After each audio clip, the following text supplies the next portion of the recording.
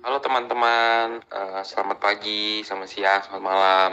Ini kami bakal podcast tentang apa sih makna gereja itu sebenarnya dan apa unsur-unsur pembangkitnya. Sebenarnya tadi udah bikin opening lagi.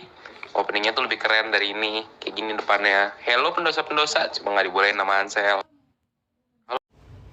Nah, menurut kalian, gereja itu apa sih? Ya nggak tahu, tanya yang mau tanya saya. Ya gedung lah, emang apa lagi? Gereja itu kan bukan cuma gedung. Lah, apa lagi emang? Sebenarnya gereja itu ada beberapa dari kata, misalnya dari Portugis yaitu igreja, ataupun dari kata Latin yaitu ecclesia, yang berarti kumpulan atau pertemuan, bisa juga rapat atau memanggil.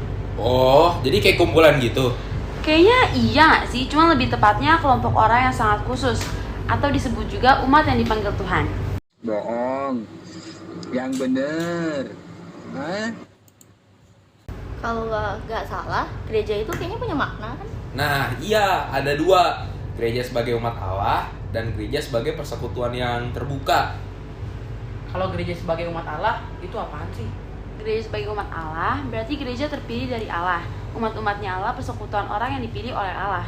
Terus, cara hidup umat pertama waktu itu, jumlah umat bertambah kira-kira 3.000 jiwa. Terus abis itu apa lagi? Tiap hari mereka ngumpul gitu di bait Allah. Mereka mencah-mencahin roti, terus makan bareng sambil memuji Allah. Oh iya, kalau nggak salah sebutan umat Allah itu menekankan pada dua hal penting. Yang pertama, gereja bukanlah pertama-tama organisasi manusiawi, melainkan perwujudan karya Allah yang konkret. Tekanannya ada pada pilihan dua kasih Allah itu. Yang kedua, gereja bukan hanya kaum awam atau hierarki saja loh, melainkan keseluruhan sebagai umat Allah. Gimana caranya gereja umat Allah bisa berkembang? Karena adanya pemberitaan Injil oleh para murid. Oh, jadi pokoknya gereja itu persekutuan semua orang yang hatinya tersentuh oleh Allah ya? Iya, kayak gitu. Nah, pada dasarnya kesatuan gereja itu punya hakikat yang sama. Yang beda itu ada pada fungsinya. Pimpinan gereja atau hierarki memiliki fungsi pelayanan, yang berarti pemimpin berada di tengah umat. Selain itu, pemimpin harus peka untuk melihat dan mendengar karisma dan karunia-karunia yang tumbuh di kalangan umat. Selain itu, anggota umat memiliki fungsi, yaitu menyadari dan menghayati persatuannya dengan umat lain. Harus aktif juga nih dalam kehidupan menjemaat, menggunakan segala karisma, karunia, serta bertanggung jawab dalam hidup misi gereja. Terus ada lagi juga Apaan tuh? awam dan hierarki. Dalam hal ini, kaum awam bukan lagi sebagai pelengkap, penyerta atau pelengkap penderitaan, melainkan partner hierarki. Oleh karena itu, kaum awam dan hierarki memiliki martabat yang sama, hanya berbeda dengan fungsinya saja. Kalau yang kedua apa tadi? Kalau gak salah, gereja sebagai persekutuan yang terbuka ya? Itu apaan sih? Gereja sebagai persekutuan yang terbuka itu artinya gereja itu siap untuk berdialog dengan agama lain dan budaya manapun, serta bisa juga berpartisipasi aktif dalam membangun masyarakat. Kalau perubahan cara pandang gereja apa? Dulu sebelum Konsili Vatikan II, gereja dipahami dengan menggunakan konsep piramidal, bahwa sedikit berada di atas dan menguasai yang bawah. Hah? Gimana?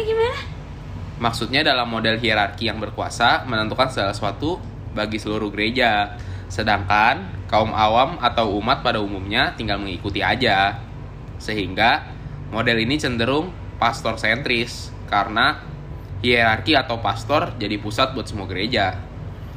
Terus pas Konsili Vatikan II gimana? Seingat gua, pas ada Konsili Vatikan II ini pandangan gereja yang piramidal itu diperbaiki. Ada keterbukaan dan pembaruan pandangan gereja. Yang awalnya gereja dipahami sebagai hierarki sentris berubah menjadi kristosentris. Artinya Kristuslah yang menjadi pusat hidup gereja.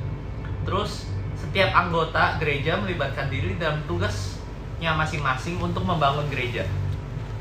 Kalau gereja sebagai persekutuan terbuka, pada tahu gak itu apaan? Gue tahu sih, tapi ya cuma dikit-dikit doang. Gue nggak tahu sih, tapi adalah sekilas tahu. Gue tahu, cuman gak gitu banyak, lumayan lah. Terus maksud gereja sebagai persekutuan terbuka itu apaan? Soalnya gue penasaran nih. Ya kayak dalam persekutuan gitu, mereka benar-benar erat berhubungan dengan umat manusia sesama sejarahnya. Hah? Gimana? Jadi, gereja bersifat Katolik itu berarti terbuka bagi dunia tanpa terbatas apapun. Terus imam sama ajarannya juga bisa diterima sama siapa aja. Kalau dia nggak terbatas sama apapun, berarti ikut berkembang sesuai dengan perkembangan zaman juga dong. Enggak lah, ini kan bukan kayak UUD. Kenapa enggak? Kan tadi katanya gereja itu tanpa terbatas. Jadi gini loh maksudnya, gereja kekatolikan itu punya identitas yang dinamis, yang artinya di mana-mana selalu bisa mempertahankan diri. Nah, bener banget. Jadi gereja tetap mempertahankan identitas dirinya karena kekatolikan gereja itu sumbernya dari firman Tuhan. Jadi gerejanya nggak bakalan berkembang sama sekali dong? Bukan begitu. Jadi gereja itu berkembang, tapi ya karena gereja punya sifat dinamis, jadi dikembangin tuh kayak bersifat terbuka sama semua sara. Terus bekerja sama bareng-bareng orang dengan tujuan mewujudkan nilai-nilai luhur di dunia ini. Oh alah, jadi sebagai gereja yang Katolik harus berusaha memprakasai dan perjuangkan dunia yang lebih baik dengan cara melibatkan diri di kehidupan bermasyarakat juga, gitu nggak sih? Nah, iya bener gitu. Lu pada tahu gak sih kalau pernah ada doa lintas agama barengan di Asisi Roma? Hah, emang iya? Kapan? Oh itu di tahun 2016. Itu kan ulang tahun ke-30 Hari Doa Sedunia untuk Perdamaian. Oh, yang pertama kali yang dilakukan pada sama Santo Yohanes Paulus pas tahun 1986 ya? Yang pemimpin dunia dari banyak negara datang barengan buat doa pagi bagi perdamaian kan? Iya, jadi waktu itu Paus Fransiskus pergi ke Asisi. Tahu nggak nih kalian Asisi itu apa? Apaan? Asisi itu tempat buat kumpul dan doa bersama.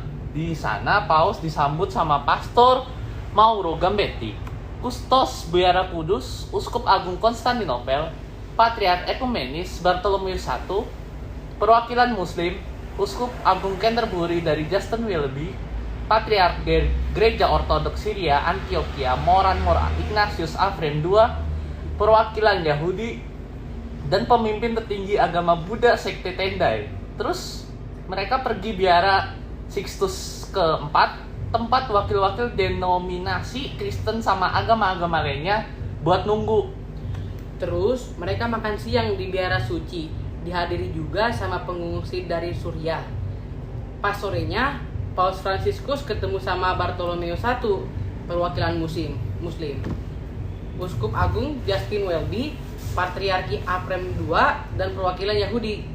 Lah terus doanya kapan nih? Doanya itu pas jam 4 sore untuk perdamaian di beda-beda tempat. Terus waktu doa ekumenis yang di Basilika Santo Fransiskus bagian bawah selesai, semua peserta ketemu sama perwakilan-perwakilan agama lain buat pindah ke podium di lapangan. Terus upacara penutupannya itu jam 5 lewat 15 di lapangan Santo Fransiskus. Terus surat-surat yang menyarankan perdamaian dikasih ke anak-anak dari berbagai negara. Terus dilakukan penandatanganan seruan perdamaian dan penyalaan 2 lilin simbolis. Pertukaran tanda perdamaian mengakhiri hari dosa sedunia untuk perdamaian. Nah, upacara penutupannya jam 5 lewat 15 di lapangan Santo Fransiskus. Terus surat-surat yang menyuarakan perdamaian dikasih ke anak-anak dari berbagai negara. Terus dilakukan penandatanganan seruan perdamaian dan penyalaan 2 lilin simbolis. Pertukaran tanda perdamaian mengakhiri hari doa sedunia untuk perdamaian. Nah, sifat yang terakhir nih, gereja yang apostolik. Ada yang tahu gak gereja yang apostolik itu maksudnya gimana? Gue tahu. Gereja yang juga adalah apostolik itu artinya warisan iman yang kita dapat dari kitab suci dan tradisi suci dilestarikan, diajarkan, dan diwariskan oleh para rasul. Di bawah bimbingan Roh Kudus, Roh Kebenaran, Magisterium punya kewajiban buat melestarikan, mengajarkan, membela, dan mewariskan warisan imam. Roh Kudus juga punya kewajiban untuk melindungi gereja dari kesalahan dalam otoritas mengajarnya. Kenapa sih gereja bisa bersifat apostolik? Yang pertama, gereja bisa bersifat apostolik karena didirikan di atas para rasul. Terus yang kedua karena strukturnya yaitu diajar, dikuduskan, dan dibimbing oleh para rasul lewat pengganti-penggantiannya Petrus sampai pada kedatangannya Yesus kembali. Aduh, jelasin lagi dong, gue belum ngerti nih. Nih, gini. Jadi, awalnya tuh Kristus mendirikan gereja, terus mempercayakan otoritasnya kepada rasul-rasulnya gitu. Yaitu para uskup yang pertama buat jadi wakilnya di dunia ini. Otoritas ini diwariskan lewat sakramen tahbisan suci yang kita sebut suksesi apostolik kalau nggak salah, dari uskup ke uskup dan kemudian diperluas ke imam dan diakon. Sampai sini paham nggak nih Jo? Coba terus lagi dong jelasin. Pergi sekarang juga. Kalau lo nggak pergi, gue yang pergi. Tapi nggak ada tuh uskup, imam atau diakon yang ngaku-ngaku sendiri. Tapi dia dipanggil sama gereja, atau bisa juga biasanya tuh panggilan sendiri ya, panggilan hidup, dan ditahbisan ke dalam pelayanan apostolik yang dianugerahkan Tuhan kepada gerejanya untuk dilaksanakan dalam persatuan dengan paus. Oh gitu. Terima kasih ya, thank you, I love you, no smoking. Ada gak sih upaya untuk melestarikan keapostolikan gereja dalam diri kita? Ya ada lah. Contohnya apa? Nah, setia dan mempelajari Injil nih salah satu contohnya, terus menafsirkan dan mengevaluasi situasi konkret kita. Dengan iman gereja para rasul, terakhir setia dari loyal kepada hierarki sebagai pengganti rasul. Oh, oke, gue ngerti. Makasih. Nah, itu dia dari 4 sifat gereja. Makasih ya udah ngejelasin. Makasih juga buat kalian udah nanyain dan nyobain buat ngerti. Sampai ketemu lagi. Bye. Gereja bukan cuma gedung tahu. Wah, apa lagi emang? Gereja itu sebenarnya ada 2 asal dari kata, yaitu yang pertama dari Portugal, yang apa? Portugis. Halo pendosa-pendosa MIPA 4. Halo pendosa-pendosa MIPA 4. Kita mau podcast nih bahas tentang agama, tentang gereja. Nah, yang jadi pertanyaan tuh, gereja itu apa sih arti sebenarnya? Nah, menurut kalian nih, gereja itu apa sih? Gereja lah.